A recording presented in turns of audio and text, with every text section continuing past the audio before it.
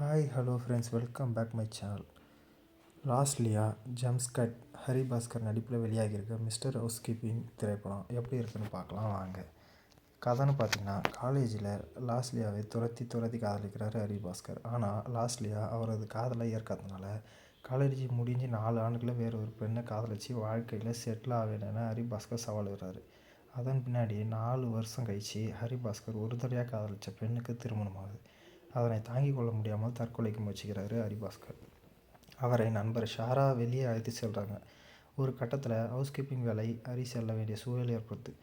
அவர் செல்லும் வீடு லாஸ்ட்லியா உடையது என தெரிஞ்சும் இருவரும் மகிழ்ச்சி ஆகுறாங்க. எனினும் அங்கேயே வேலை செஞ்சு லாஸ்ட்லியாவை காதலிக்க வைக்க முயற்சி செய்கிறாரு ஹரி. ஹரியை புரிஞ்சு கொண்ட லாஸ்லியா அவரை பெஸ்டியாக பார்க்க ஆரம்பிக்கிறாங்க. ஆனால் ஹரி தன்னை லாஸ்ட்லியா காதலிப்பதாக தவறாக நினைக்க பின்னர் என்ன ஆச்சு, இருவரும் சேர்ந்தாங்களா இல்லையா தான் படத்தோட மீதி கதை. யூடியூப்பில் ஜம்ஸ்கட் சேனல் மூலம் பிரபலமான ஹரி பாஸ்கர் இப்படத்தின் மூலம் ஹீரோவாக அறிமுகமாகியிருக்கார். காமெடி நடிப்பில் ஸ்கோர் செய்யும் அவர் எமோஷனல் காட்சியில் முடிஞ்ச வரை நடிச்சிருக்காரு.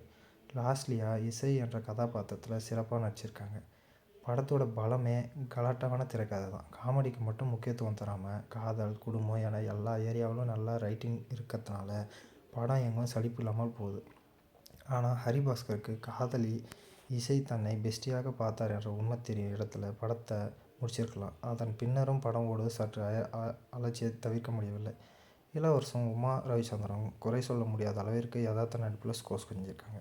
குறிப்பாக இளவரசு மகனுக்கு அட்வைஸ் செஞ்சு அனுப்பிவிட்டு ஷாராவிடம் அந்த குவார்ட்டர் பாட்டிலை எடு என்று கூறும் இடம் தியேட்டரில் சிரிப்பலை. ஷாரா பல இடங்களில் ஒன்லைன் பஞ்ச் மூலம் சிரிக்க வைக்கிறாங்க. ஹீரோ தனது தவறை உணர்ந்து கொண்ட நீண்ட நேரம் எடுத்துக்கொள்வதால் அவருக்கு காட்சிகள் அதிகமாக போகுது. பிக் பாஸ் ராயன் தனது கதாபாத்திரத்தை சிறப்பாக செஞ்சுருக்காரு. அதே போல் இன்னும் சில யூடியூப் நட்சத்திரங்களும் படத்தில் இருக்காங்க. படத்திற்கு மற்றொரு ப்ளஸ்ஸு பேக்ரவுண்ட் மியூசிக் தான். படத்தில் பல காட்சிகளை நமக்கு ஒன்றுவதற்கு ஓஹோ வெங்கட்டோட இசை பெரிதும் உதவுது. இன்ஸ்டாகிராமில் ஏதோ ஒரு ஐடிக்கு சென்று பணம் கட்டி வீடியோ கால் பேசி ஹரி பாஸ்கர் ஏமாறும் அந்த ஒரு காட்சி டாப் நாச். நல்ல பொழுதுபோக்கு படத்தை கொடுத்த இயக்குனர் அருண் ரவிச்சந்திரனுக்கு வாழ்த்துக்கள் தான். படத்தோட ப்ளஸ்ஸும் பார்த்திங்கன்னா, தொய்வில்லாத திரைக்கதை, காமெடி, சில சென்டிமெண்ட் காட்சிகள், பின்னணி இசை. மைனஸும் பார்த்திங்கன்னா, படத்தோட நீளத்தை ஒரு 20 நிமிஷம் குறைச்சிருக்கலாம். மொத்தத்தில் நல்ல ஒரு குடும்ப பொழுதுபோக்காகவும் இன்று இளைமுறைக்கு பிடிக்கும் வகையிலும் சிறந்த ஹவுஸ் கீப்பிங் வேலையை செஞ்சுருக்காரு மிஸ்டர் ஹவுஸ் கீப்பிங்.